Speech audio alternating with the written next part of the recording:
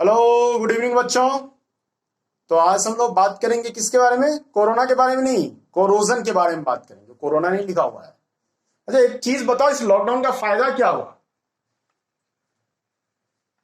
हम्म कल हम एक बच्चा से पूछे, बाबू ये लॉकडाउन का फायदा क्या हुआ? तो बताया, सर पापा खाना बनाना सीख गए और बर्तन धोना सीख गए। ठीक है ना? तो चलो, कुछ तो फायदा हुआ। आज हम लोग बात करने जा रहे हैं बेटा, ठीक है? और यहां से पेन कॉपी लेकर के बैठ जाओ। कोरोजन के बारे में। कोरोजन जानते हो ना?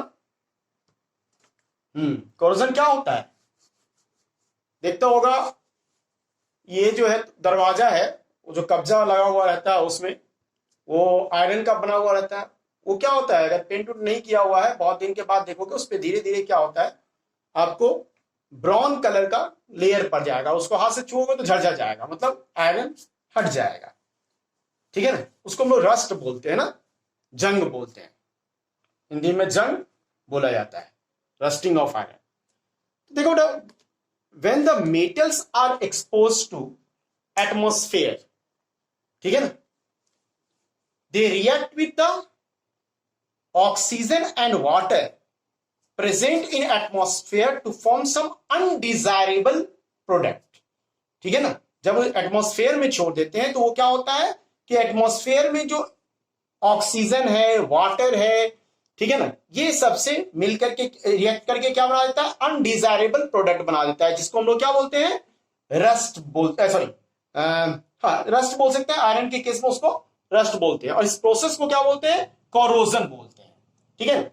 और आयरन में जो कोरोजन होता है, that is called rusting. Rusting क्या है? The corrosion in iron is known as rusting.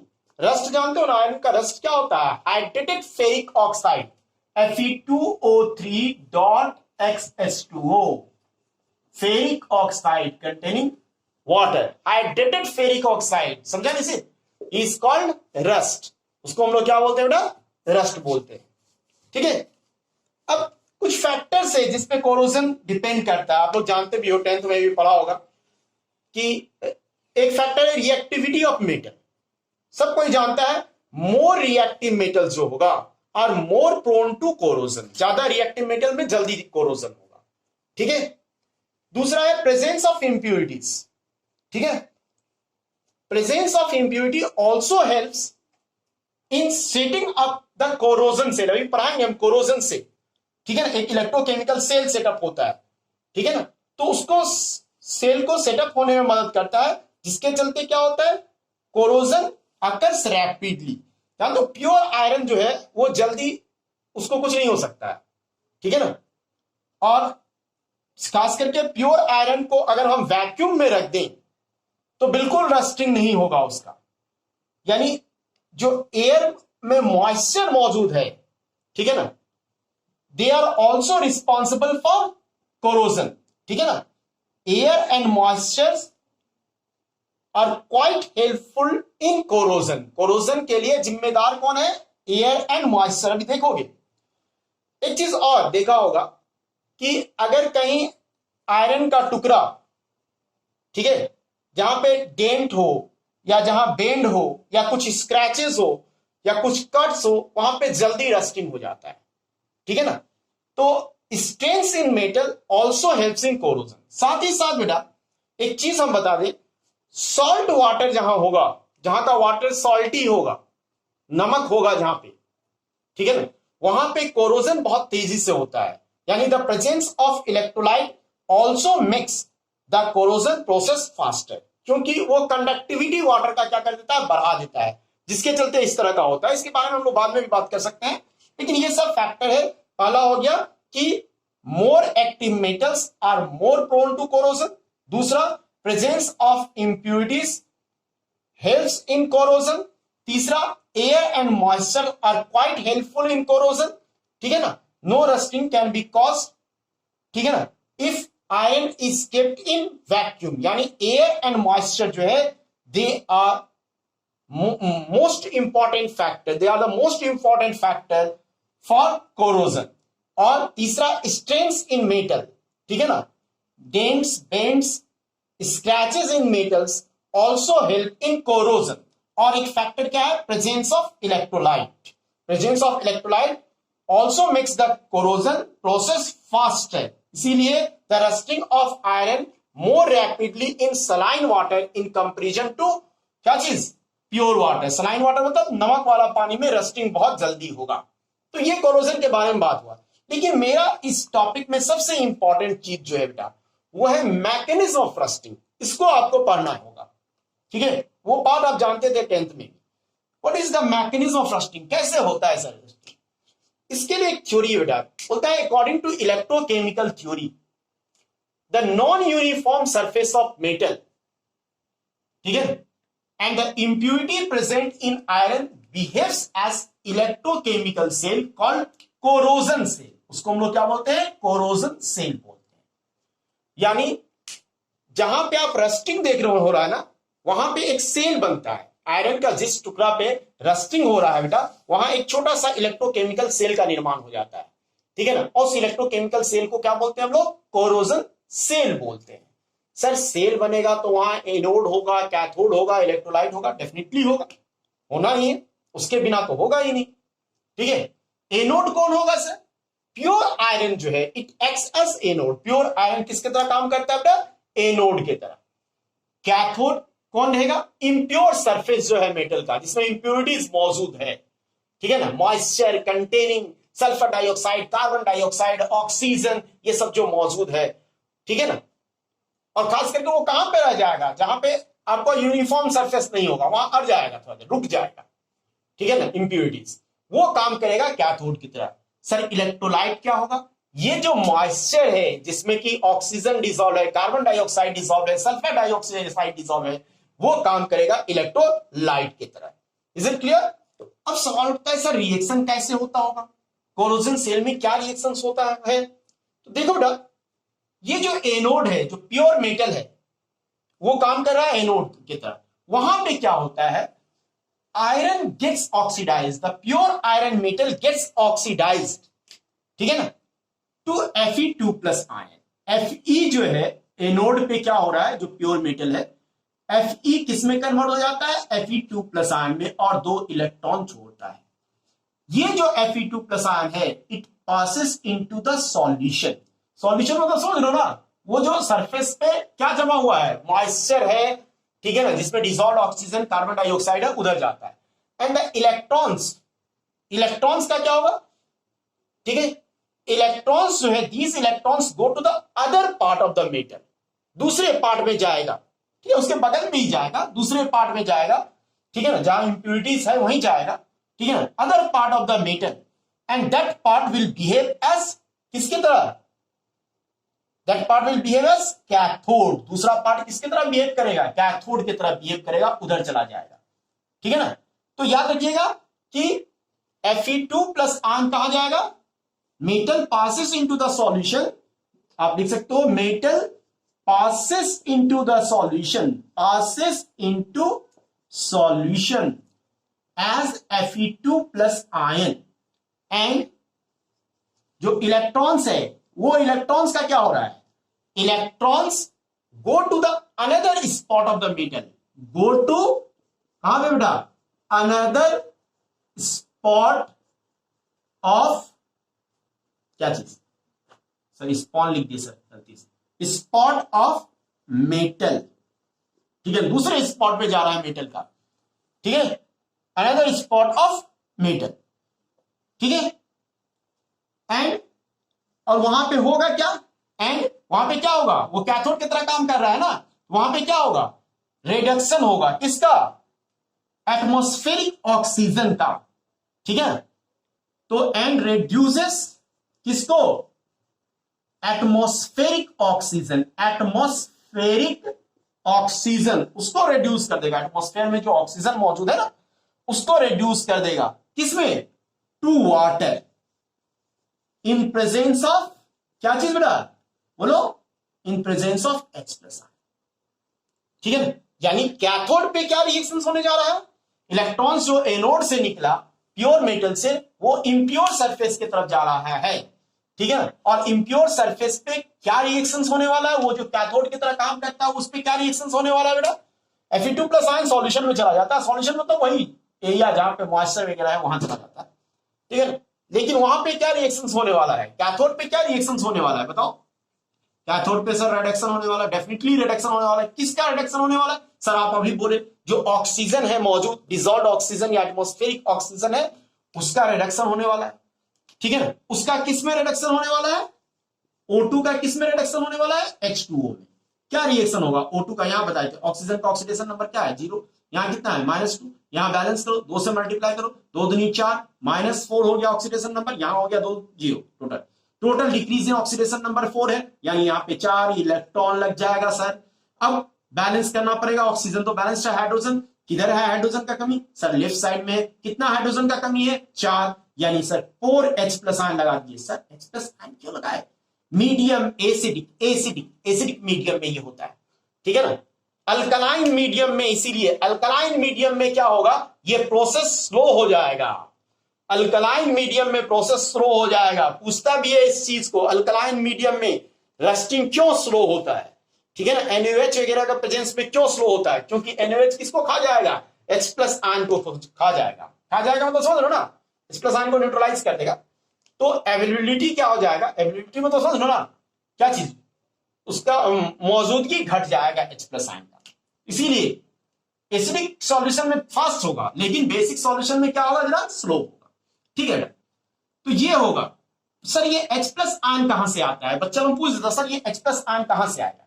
एक तो या तो बाबू वाटर का स्लो नहीं बोला जाए, बहुत ही वीक डिसोसिएशन होता है H प्लस आयन और OH माइनस आयन में, उससे आ सकता है। लेकिन ये भी जान तो वही वाटर का in presence of electrolyte ionization क्या हो जाता है, फास्ट, उसका कंडक्टिविटी बढ़ जाता है ना, वाटर का कंडक्टिविटी बढ़ जाता है, उसमें इलेक्ट्रोलाइट डाल दो। यही हम इसीलिए बोले ना कि सलाइन वाटर जो है, यानी नमक वाला पानी में रस्टिंग फास्ट होगा, क्यों, ये जल्दी H प्लस आयन मिलेगा, ठीक है ना। कंडक्टिविटी वाटर का बढ़ जाता है, कंडक्टिविटी होना H plus ion OH minus ion ज्यादा बनेगा, H plus ion OH minus ion ज्यादा बनेगा, तो H प्लस आयन की एबिलिटी क्या हो जाएगा, बढ़ जाएगा। दैट्स व्हाई, ठीक है ना, iron rust more rapidly in saline water in comparison to pure water. In saline water, it increases the conductivity of water, so H plus ion will be easily available. दूसरा, impurity के presence में, जैसे carbon dioxide है तो क्या होगा, H2O plus CO2, ये क्या देता है, एक वीक एसिड देता है H2CO3, ये क्या किसमें आयनाइज हो सकता है, H plus ion plus HCO3 minus ion, ठीक है, ये भी हो सकता है, इससे भी हो सकता है, नहीं हो सकता है, ठीक है। तो यहां से भी आपको ये आ सकता है, या सल्फर डाइऑक्साइड मौजूद रहेगा तब भी, ठीक है। तो ये H प्लस आयन कहां से आएगा, H प्लस आयन समझ में आया, ये H प्लस आयन कहां से आ रहा है हमको, the H plus ion are obtained either from water और from the acidic substance dissolved in water, like carbon dioxide dissolved in water, वहां से H प्लस आयन आ जाएगा। बात मेरा समझ में आ रहा है, सर थोड़ा थोड़ा, ठीक है। अब ओवरऑल सेल रिएक्शंस क्या होगा, कोई भी इलेक्ट्रोकेमिकल सेल तो सेटअप कर दिए हो, तो वहां ओवरऑल क्या होगा, इस इक्वेशन को मान लो 1, इस इक्वेशन को मान लो 2, ठीक है ना।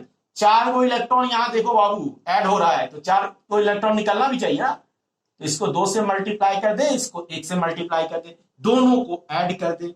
एडिंग किसको बोलो, एडिंग, अरे यार चल नहीं रही, एडिंग कौन कौन सा 1 and 2, लेकिन 1 को किससे मल्टीप्लाई करने के बाद 2 से, प्लस 2, ठीक है ना, ये 2 को दोनों को ऐड करो, क्या हो जाएगा रिएक्शन बोलो सर, होगा 2Fe2 प्लस, सॉरी 2Fe, इधर तो 2Fe हो जाएगा, plus O2 plus 4H plus ion हो जाएगा सर, ठीक है रामानुज, हाँ चंदन, ठीक, 2Fe plus O2 plus 4H plus ion, अच्छा है सर, हाँ 2Fe plus O2 plus 4H plus ion, इधर क्या बचेगा बोलो, 4 इलेक्ट्रॉन तो चला गया सर, 2Fe2 प्लस आयन हो जाएगा सर, प्लस क्या हो जाएगा,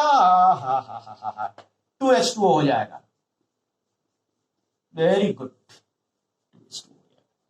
तो ये नेट रिएक्शंस होगा, ये ओवरऑल सेल रिएक्शंस हो जाएगा, दिस इज ओवरऑल, क्या लिखेंगे बोलो, सेल रिएक्शन, सेल रिएक्शन, और इसका अगर ईएमएफ अगर हम लोग निकाले स्टैंडर्ड ईएमएफ तो 1.67 वोल्ट आ जाता है, प्लस में आता है, यानी कि ये फिजिबल है, ये रिएक्शन यहां संभव होता है। ठीक है ना, 2Fe2 प्लस आयन और H2O बन गया।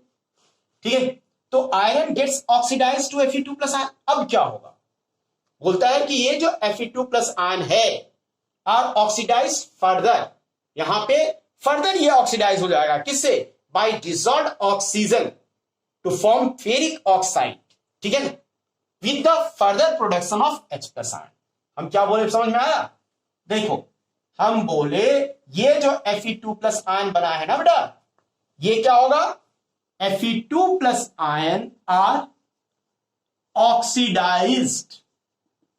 कोई ऑक्सीडाइज करने वाला होगा, कौन, बाय डिसॉल्व्ड ऑक्सीजन, या एटमॉस्फेरिक ऑक्सीजन लिखो, वही डिसॉल्व हो रहा है, डिसॉल्व्ड ऑक्सीजन। ठीक है, टू फॉर्म क्या चीज बनाता है, ferric oxide, Fe2O3, ferric oxide. ठीक है, और ये फेरिक ऑक्साइड क्या होगा, ठीक है, फेरिक ऑक्साइड, और साथ साथ क्या होगा, विथ इसका production of H plus ion. ठीक है बेटा, H प्लस आयन फिर से बनेगा। ठीक है, क्या रिएक्शंस होगा सर, ये जो Fe2 प्लस आयन है वो डिसॉल्व्ड ऑक्सीजन के साथ रिएक्ट कर लेगा। देख लो रिएक्शंस क्या होता है, Fe2 प्लस आयन प्लस किससे, ऑक्सीजन से, प्लस क्या चीज, H2O। ठीक है, यहां 4 लगा दो, 4 Fe2 प्लस आयन, बैलेंस कर लोगे, अब तो बहुत सिखा दिए, प्लस 4H2, इसको हम किस में कन्वर्ट कर दिए, फेरिक ऑक्साइड में। रेडॉक्स रिएक्शन जैसे बैलेंस करते हो वैसे ही होगा, Fe2O3 हो जाएगा, फेरिक ऑक्साइड 2Fe2O3 प्लस क्या बनता है, 8H प्लस आयन। बैलेंस कर लोगे ना, Fe2 प्लस आयन यहां +2 से +3 ऑक्सीडेशन स्टेट में गया, नंबर ऑफ इलेक्ट्रॉन कितना लॉस्ट हुआ वही देख लेना है। ठीक है ना, फिर उसी तरह से कर देना है। O2 जो है, O2 का यहां क्या हो रहा है, रिडक्शन हो रहा है 0 से इतना। ठीक है, इस इक्वेशन को लिखा जाएगा ना, लिखा जाएगा सर, 2 पार्ट में करना, पहले Fe2 plus ion to Fe2O3 balance कर लेना, फिर O2 टू Fe2O3 वो कर लेना, अपने आप हो जाएगा।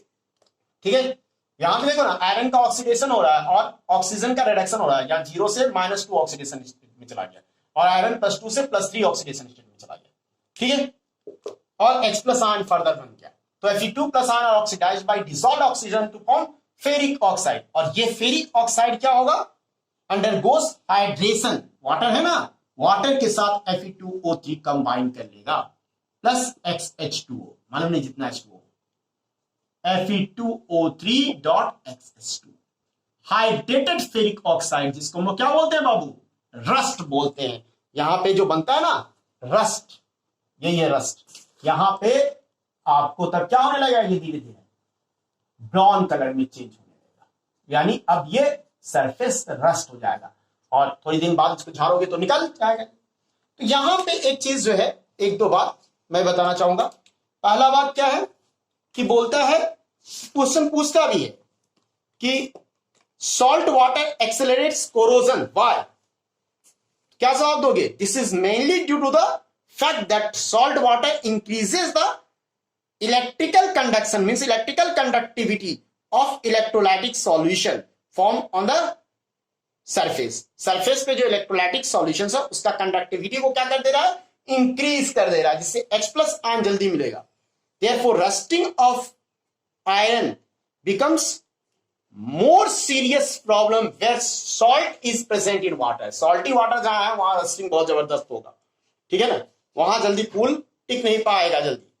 ठीक है, और देखो ना, एक दूसरा बात जो पूछता है, वो पूछता है why the rusting is slow in alkaline water, alkaline water में रस्टिंग स्लो क्यों होता है।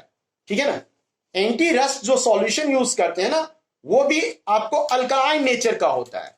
क्यों, due to alkaline nature of anti-rust solution, the H plus ion are removed from the solution and rusting is prevented.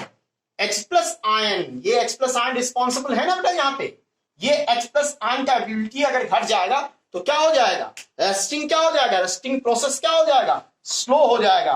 तो याद रखिएगा जो anti rust solution होता है, ठीक है ना, ये अल्कलाइन नेचर का होता है। क्या होता है anti rust solution? The alkaline solution of some phosphate and chromate salt act as anti rust solution, ठीक है ना।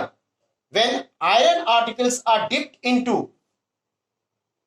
ठीक है, boiling and strongly alkaline solution of sodium phosphate, a protective insoluble layer of iron phosphate is formed on them and this film protects the article from rusting। तो alkaline solution, main question वो नहीं है, main यही है कि alkaline solution में rusting क्यों कम होता है? क्योंकि the alkaline nature of solution decreases the availability of H+ ion which facilitates the oxidation of iron to Fe2+ ion, ठीक है ना। आयरन H+ आयन का अवेलेबिलिटी को क्या कर देता है? कम कर देता है। इसलिए एंटी रस्ट सॉल्यूशन जो होता है बेटा वो अल्कलाइन नेचर का होता है। मेरे ख्याल से ये चीज क्लियर हो गया होगा। प्रिवेंशन पढ़ लेना, कैसे कैसे रस्टिंग को प्रिवेंट किया जा सकता है। उसमें बैरियर प्रोटेक्शन है, सैक्रिफिशियल प्रोटेक्शन है, ठीक है ना। तो इसको आप लोग पढ़ लीजिएगा। Thank you.